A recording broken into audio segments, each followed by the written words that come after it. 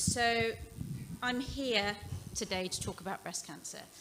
And I think we've just heard a really inspirational talk about all these great women who dedicated their lives to the service of Swami. And I bet they were mindful about their health.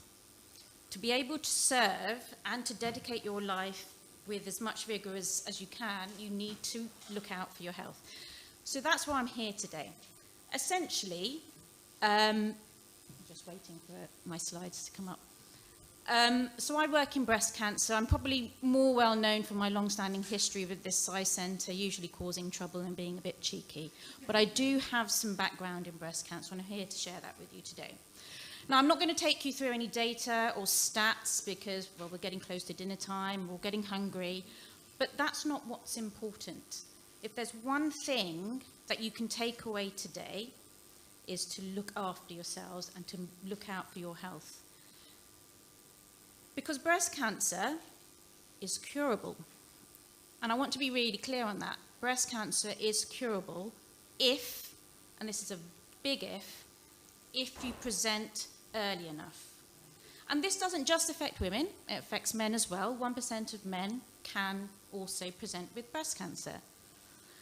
And certainly in our community, and this is the data that's really sort of presented itself to me quite recently, and we're doing a bit of research on this.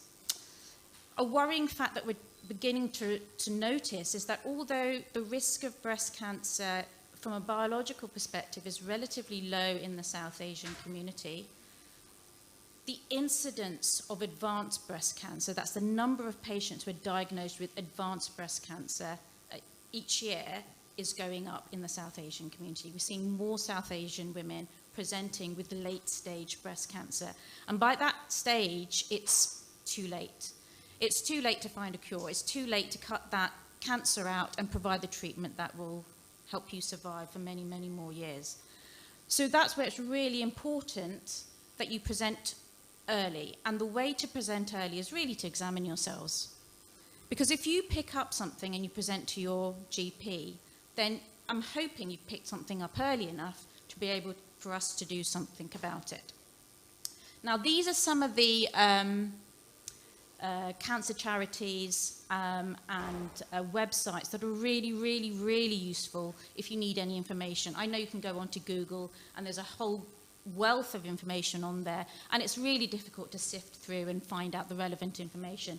If you're going to take a picture of one of my slides, take a picture of this slide, because this slide is brilliant. All these breast cancer charities and the NHS as well has a whole host of information that will really help support you examine yourself and be able to pick up breast cancer early.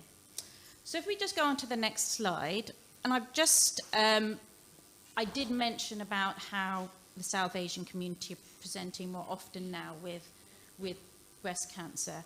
And certainly in the news, it's becoming more and more obvious that there is an issue behind that. And one of the things that we're picking out through our research is the taboo of talking about your health issues, whether it's cancer or anything else. And we don't talk about it enough. We don't talk to each other. We don't talk to our doctors. And I certainly, as a surgeon, I used to get patients coming in all the time, often with late-stage cancer, and I said, why didn't you come in? Why didn't you come in before? Oh, we didn't want to bother you. We've had this lump for months, but we weren't sure. We didn't talk to anyone about it. And now they've presented a bit too late. And as a doctor, and I hear this a lot, we don't want to bother you. I want to be bothered. I want to be bothered by something that's nothing. I'd rather see something that's nothing than something that's not treatable, because that's what I'm here to do. I'm here to treat something. I want to be able to cure you. I want to be able to say, yes, we can fix this. I can cut this out and we'll be fine. But I'm seeing more and more often that we're going to have to go on long-term treatment and we're not sure what the outcomes will be. So it's really, really important that we break this taboo. And this is something I'm hoping that we can discuss more widely moving forward. And we do have friends and families, certainly, that we know in our Sai Centre who've suffered with breast cancer, and who are now willing to come and talk about it. And this is what we're going to hopefully do moving forward. And if we go on to the next slide, like I said, I want to focus on the examination, really.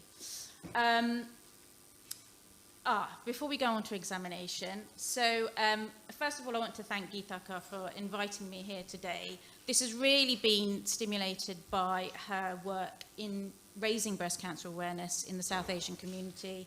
She's working with St George's, looking at epidemiology in our South Asian community, and as well as working with Know Your Lemons, which is a great charity focusing on breast cancer awareness. And I participated in an awareness campaign that we did recently at the temple, and I was asking our ladies, have you, ladies of a certain age I should say, have you received a letter from a mammogram recently? And pretty much all of them said yes. Yes, I've had my mammogram letter. Did you go for your mammogram? Oh, no, didn't. And I would say, I probably spoke to 10 ladies, and every single one of them who'd received a letter had not gone for their mammogram. And I'm not sure why. So this is really important. This is a stat here. Sorry, I did say I wouldn't show any stats, but this is a very important stat. 4 in 10 women declined their mammogram. Now, I know it can be quite scary going for your mammogram. It's a very intimate examination. Some people say it's quite painful. It's not. I've had a mammogram. I was lucky enough to get it through my private health insurance, and I took it, and everything was fine. And it's fine. It takes literally 5 minutes, and everyone's really helpful and they're lovely, and I felt very reassured afterwards. And I will say, just going back to my story about not bothering doctors, I myself felt a lump, and given my experience, I wasn't sure if it actually was a lump, and I thought, oh, I'm going to bother the doctor. So I went in and I said, hi doctor, I'm bothering you. I'm not sure if I've got a lump, but I'm here. The doctor checked, and she was like, well, I'm not sure either, but given your background, oh, I don't know. So she sent me through for an ultrasound, and is absolutely fine. And now I feel very happy and reassured. And that's the main thing. It's really for your mental health as well. If you're not sure, just go in. The doctor doesn't mind. You'll get an ultrasound. It's very quick and easy, and you can feel reassured that you're fine. If we go on to the next slide, now talking about the examination, it's quite straightforward, really. And I think every single one of us should be doing this on a regular basis. And by regular, I'm saying at least weekly. And it's very easy to do. You can do it standing up in the shower, or you can just do it just before you get dressed, facing in the mirror. And there's a number of ways you can do it. If you're standing up, arms above your head, as we can see in the first picture, first have a look in the mirror at any changes in the skin. And then have a quick feel. So one arm behind the head, and the other hand is palpating or feeling around the breast tissue area. The other way you can do it is putting your hands on your waist. That really does show any sort of major changes in the skin area, and that's the first thing that you need to look out for. And the other way to feel your breast is on your back. If you lie flat on your back, the breast that you're about to feel, put that hand behind your head and have a quick feel. The one way to pick up lumps really easily is if you flatten out your hand and you use the flattened fingers, so the top parts of your fingers from there, to press down on the breast area. And then if you work your way from around the nipple, or the areola, which is the darkened area around, darkened part of the skin around the nipple, and you work your way around in a circle, and just use a rolling motion around the breast, right into the armpit. Don't forget the armpit, because you've got lymph nodes in there that are really important. And often the first thing you'll find if you've got a lump is a large lymph node. And also don't forget to check the gap between your clavicles and your neck, just in there, because you can get some lymph nodes in there. So it's really, really important that you get an idea of your breast tissue, your armpits, and just inside the collarbone. And I will just say, in the South Asian community, in the black ethnic community as well, we tend to generally have quite lumpy breasts. It's the fibrous tissue. It tends to knit together and form lumpy tissue. So it's really important when you first feel that you get to know what your breasts are like. What are the normal lumps? And if you're not sure, go to your GP. As I said, they don't mind. They'd rather be bothered by nothing. So just have a feel. Get to know your breasts well, and then make sure you check yourselves on a weekly basis in the shower, or whatever's easiest for you. If we go on to the next slide. And so here again, this is just a very quick overview. This is from the Copperfield website. It's a really good website. They've got great information materials. Always start with having a good look at your breast tissue. Is there any changes to the skin, any wrinkling? Have a look at the nipples, any discharge? Can you see any discoloration like bruising? I had one patient who came in with pain in her breast and bruising. She luckily didn't present too late. She noticed that the pain and the bruising wasn't going away. She thought she'd knocked herself. And she came in, and we got it just in time, and we managed to, just minor lumpectomy, and everything was fine. So just be aware. If you think it's probably a bruise, it might not be. Just check it out. Like I said, no harm in checking it out. And then just look for any sort of nipple inversion. Is the nipple facing inwards rather than normally outwards? Any change in the size, any unusual swelling.